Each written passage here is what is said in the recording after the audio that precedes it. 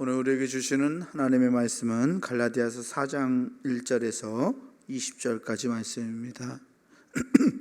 갈라디아서 4장 1절에서 20절까지 제가 가진 성경으로 신약성서 305페이지에 있습니다.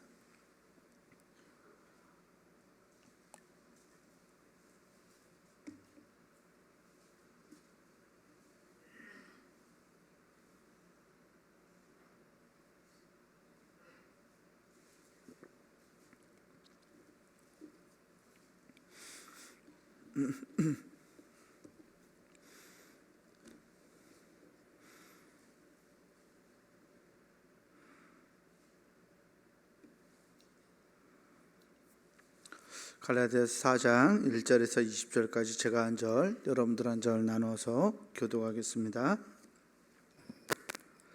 내가 또 말하노니 유업을 이을 자가 모든 것의 주인이나 어렸을 동안에는 종과 다름이 없어서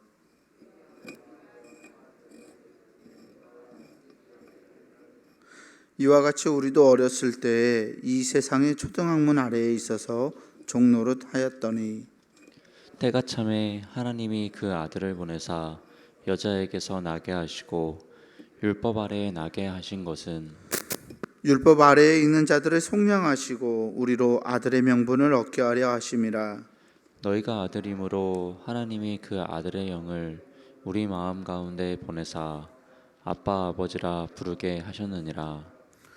그러므로 내가 이후로는 종이 아니요 아들이니 아들이면 하나님으로 말미암아 유업을 받을 자니라. 그러나 너희가 그때에는 하나님을 알지 못하여 본질상 하나님이 아닌 자들에게 종노릇 하였더니 이제는 너희가 하나님을 알 뿐 아니라 더욱이 하나님이 아신 바 되었거늘 어찌하여 다시 약하고 천박한 초등학문으로 돌아가서 다시 그들에게 종노릇하려 하느냐. 너희가 날과 달과 절기와 해를 삼가 지키니 내가 너희를 위하여 수고한 것이 헛될까 두려워하노라. 형제들아 내가 너희와 같이 되었은즉 너희도 나와 같이 되기를 구하노라. 너희가 내게 해롭게 하지 아니하였느니라. 내가 처음에 육체의 약함으로 말미암아 너희에게 복음을 전한 것을 너희가 아는 바라.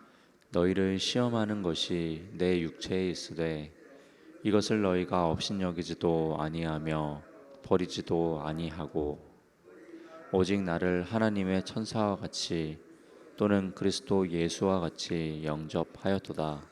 너희의 복이 지금 어디 있느냐. 내가 너희에게 증언하노니 너희가 할 수만 있었더라면 너희의 눈이라도 빼어 나에게 주었으리라. 그런즉 내가 너희에게 참된 말을 함으로 원수가 되었느냐. 그들이 너희에게 대하여 열심내는 것은 좋은 뜻이 아니요 오직 너희를 이간시켜 너희로 그들에게 대하여 열심을 내게 하려 함이라. 좋은 일에 대하여 열심으로 사모함을 받음은 내가 너희를 대하였을 때뿐 아니라 언제든지 좋으니라. 나의 자녀들아 너희 속에 그리스도의 형상을 이루기까지 다시 너희를 위하여 해산하는 수고를 하노니 내가 이제라도 너희와 함께 있어 내 언성을 높이려 함은 너희에 대하여 의혹이 있음이라. 아멘. 우리 주님께서 주시는 은혜와 평강이 오늘 새벽 하나님께 나아가는 우리 모든 교우들에게 함께하기를 주의 이름으로 축원합니다. 율법과 복음에 대한 바울의 논증이 계속되고 있습니다. 그리스도로부터 율법으로부터 자유를 얻은 이 갈라디아 교인들 그 입장 자유를 얻은 자처럼 살아가라는 말을 계속하고 있죠. 오늘도 그 3장에 이어서 율법이나 다른 것들이 어떤 초등학문처럼 이 어렸을 때 믿음이 어렸을 때 또는 하나님과의 관계가 약했을 때 그것들에 의지하지만 장성하면 그것을 버려야 한다라고 그 논지를 바울이 계속 제기하고 있습니다. 4장 1절에서 3절까지 이렇게 말하고 있는데요. 다시 한번 보면 내가 또 말하노니 유업을 이을 자가 모든 것의 주인이나 어렸을 동안에는 종과 다름이 없어서 그 아버지가 정한 때까지 후견인과 청지기 아래에 있나니 이와 같이 우리도 어렸을 때에 이 세상의 초등학문 아래에 있어서 종노릇 하였더니. 아멘.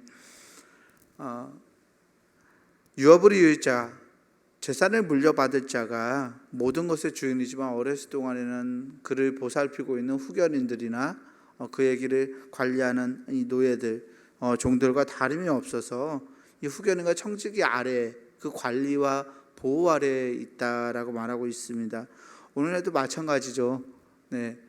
아무리 유산이 많아도 법적으로 성년이 아니면 누군가가 이렇게 유산을 관리해주고 그렇게 하고 있는 것을 볼 수 있는데, 이 당시에도 마찬가지였는데 그 아이가 장성해서 유업을 받을 수 있을 때까지 후견인의 아래에 있었습니다.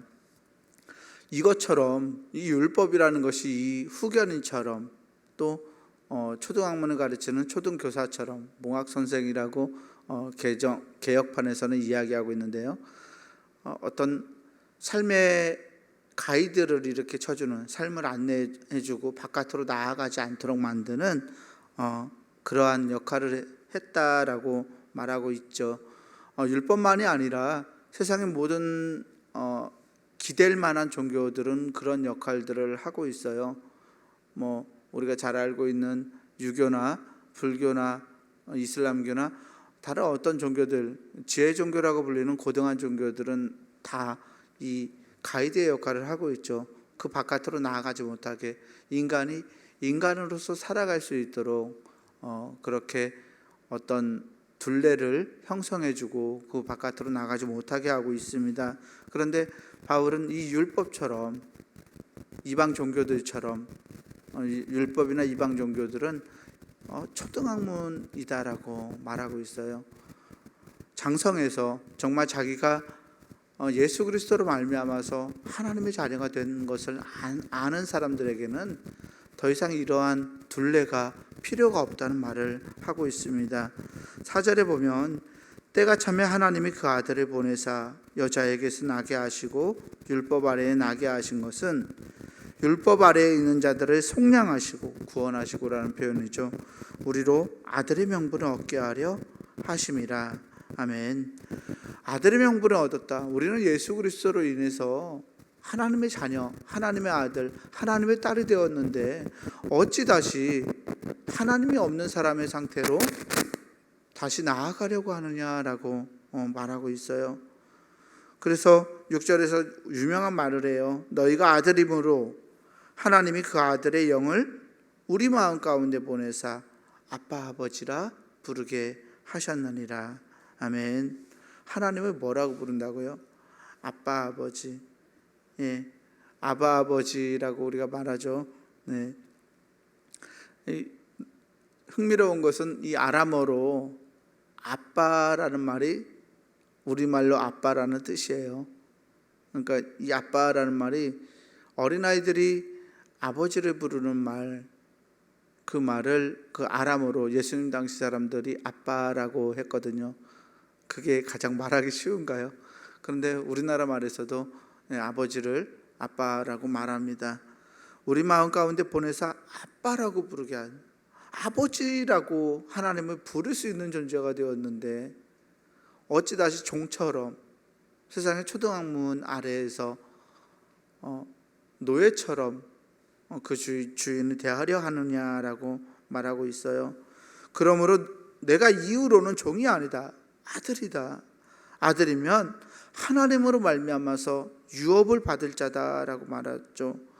하나님으로 말미암아서 유업, 우리에게 있는 유업이 무엇입니까? 하나님의 나라를 받을 자다, 하나님의 나라를 누릴 자다, 하나님의 나라를 소유할 자다라고 말하고 있는데, 하나님의 나라를 소유한 자가 어찌 그 하나님의 나라를 내려놓고 세상의 것들을 세상의 법칙들에 얽매여서 살아가려고 하느냐? 다시 율법으로 돌아가는 것이 얼마나 어리석은 일인지 사도 바울은 말씀을 통해서 갈라디아 교인들에게 말하고 있습니다. 그러면서 8절에는 율법주의로 타락하는 것에 대한 경고를 하고 있어요. 8절 말씀을 보면 8절과 9절 말씀을 보면요. 그러나 너희가 그때에는 하나님을 알지 못하여 본질상 하나님이 아닌 자들에게 종노릇 하였더니 이제는 너희가 하나님을 알 뿐 아니라 더욱이 하나님이 아신 바 되었거늘 어찌하여 다시 약하고 천박한 초등학문으로 돌아가서 다시 그들에게 종노릇 하려 하느냐. 아멘. 갈라디아 교인들은 예전에는 율법주의자가 아니었죠. 그들은 이방인이었기 때문에 예전에는 하나님을 알지 못하는 자, 하나님이 아닌 자들에게 종노릇 하는 자였어요. 하나님이 아닌 이방 신들, 그 당시에 뭐 하늘, 해, 달, 별, 10절에도 나오죠. 너희가 날과 달과 절기와 해를 삼가 지킨다라고 말하는데, 자연의 위대한 자연을 보면서 그것들을 우상시했었는데, 바울을 만나고 나서 갈라디아 교인들이 이제 하나님을 알게 된 거죠. 예수 그리스도를 알게 되고 복음 속에 자리 잡게 되었습니다. 그런데 가만히 들어온 유대인들을 말미암아서 다시 율법, 다시 행함, 할례를 받고 어떤 규칙을 지키고 규정 아래에 음식 규정을 따르고 이렇게 살아가야 하는 삶을 다시 돌아가려고 하니까 그것에 대해서 바울이 경고하고 있어요. 10절 11절을 보면 너희가 날과 달과 절기와 해를 삼가 지키니 내가 너희를 위하여 수고한 것이 헛될까 두려워하노라. 아멘.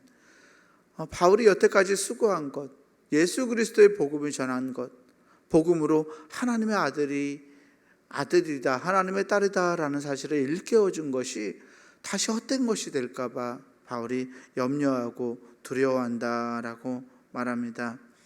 바울이 처음 이 갈라디아 교회에 왔을 때는 어떤 육신적인 약함이 있었던 모양이에요. 그래서 13절에 내가 처음에 육체의 약함으로 말미암아 너희에게 복음을 전한 것을 너희가 아는 바라. 그런데 갈라디아 교인들이 이 육체적인 약함을 보고서 바울을 힐난하거나 바울에게 침을 뱉거나 바울을 부정하다고 여기지 않았어요. 그렇기 때문에 바울이 그것을 굉장히 감사합니다. 14절에 너희를 시험하는 것이 내 육체에 있으되 이것을 너희가 업신여기지도 아니하며 버리지도 아니하고 오직 나를 하나님의 천사와 같이 또는 그리스도 예수와 같이 영접하였도다. 아멘. 갈라디아 교인들이 바울을 처음 만났을 때 바울에게는 어떤 약함이 있었을 거예요. 그런데 유대인들 같았으면 정결과 부정함에 대한 관념을 가지고 있잖아요. 유대인들 같았으면 바울을 가까이 하지 않았을 거예요.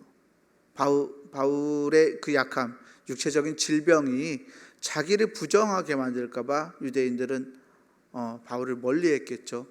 그런데 이 갈라디아 교인들은 그들을 시험하는 것이 바울 안에 있었음에도 불구하고, 그러니까 바울의 육체에 병이 걸려 있었음에도 불구하고 그것을 업신여기지 않고 버리지 않고 하나님의 천사처럼 하나님의 메시지를 전하는 사람으로 바울을 인정해주고 또는 그리스도 예수처럼 마치 예수님을 보듯이 바울을 존귀하게 여겨졌던 것을 상기시킵니다. 그러면서 그런데 지금 너희는 너희의 복이 어디 있느냐? 너희의 복이 어디 있느냐? 내가 너희에게 참된 말을 함으로 너희와 원수가 되었느냐라고 묻고 있어요. 그렇게 잘 대해줬던 갈라디아 교인들이 바울이 잠시 떠나 있던 상황에 바울을 멀리하게 되고 바울의 그 약함에 대해서 우리에게 복음을 전한 그 바울이 부정한 사람이었네. 율법 규정에 따르면 그렇잖아요. 부정한 사람이었네. 좀 멀리해야 되는 사람이네 라는 생각들을 하게 되었다는 거죠. 그 이유는 성도들의 마음을 흔들고 있는 이 율법을 가지고 들어온 사람들 때문인데요. 17절에 보면 그들이 너희에게 대하여 열심내는 것은 좋은 뜻이 아니요 오직 너희를 이간시켜 너희로 그들에게 대하여 열심을 내게 하려 함이라. 아멘. 율법을 지켜야 한다라고 말했던, 가만히 들어왔던 이 유대인 그리스도인들이 이 갈라디아 교인들에게 열심을 내요. 막 잘해주죠. 잘 가르쳐 주려고 하고 좋은 관계를 맺습니다. 그런데 바울은 그 사람들이 그런 관계를 맺고 있는 것이 좋은 뜻이 아니다라고 말해요. 오직 너희를 이간시켜서 너희와 나를 갈라지게 만들어서 갈라디아 교인들로 하여금 유대인들에게 열심을 내게 하려 함이라. 그러니까 한마디로 유대인 그리스도인들이 이 갈라디아 교회에 들어와서 교회를 장악하고 있는 거예요. 자신들의 교회로, 유대인들의 교회로, 또는 그들이 율법을 지키고 그 교회 안에서 권력을 가지고 갈라디아 교인들 위에 서기 위해서 유대인 그리스도 교인들이 그런 역할을 했다라는 겁니다. 바울은 그것에 대해서 굉장히 분노하고 염려하고 있습니다. 19절 말씀에 그래서 바울이 이렇게 말해요. 나의 자녀들아, 너희 속에 그리스도의 형상을 이루기까지 다시 너희를 위하여 해산하는 수고를 하노니 내가 이제라도 너희와 함께 있어 내 언성을 높이려 함은 너희에 대하여 의혹이 있음이라. 아멘. 너희 속에 그리스도의 형상을 이루기까지, 그러니까 갈라디아 교인들이 바울처럼 예수님 닮는 사람이 될 때까지 다시 너희를 위해서 내가 수고를 감당해야 하겠다고 바울이 다짐하고 있죠.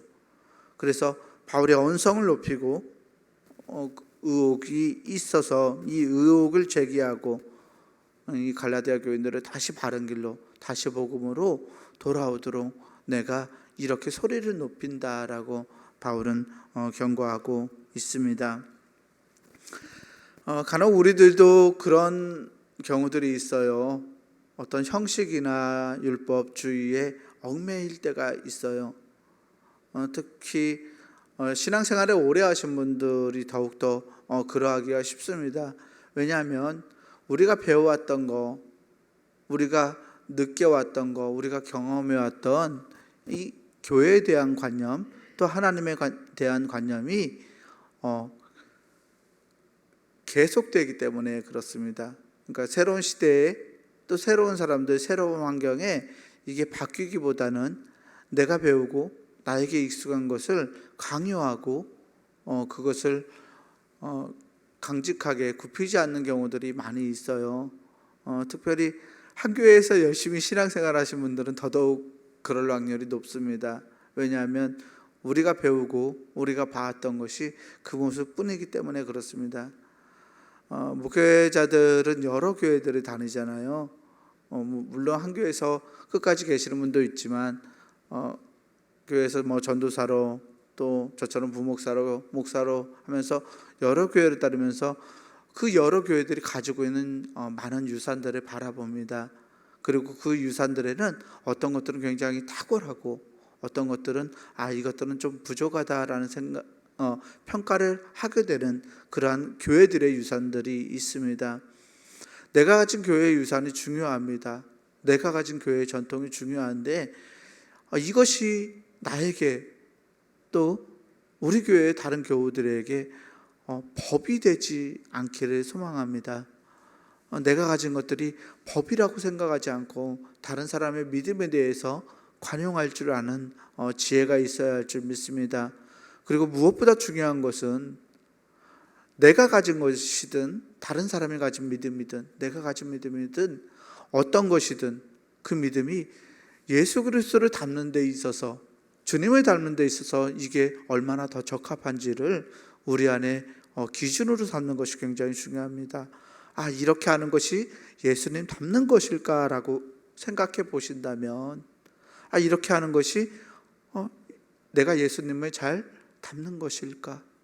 이게 정말 예수님 마음일까를 생각하고서 판단해 보신다면 나아갈 길을 보다 명확하게 알 수 있을 거라고 믿습니다.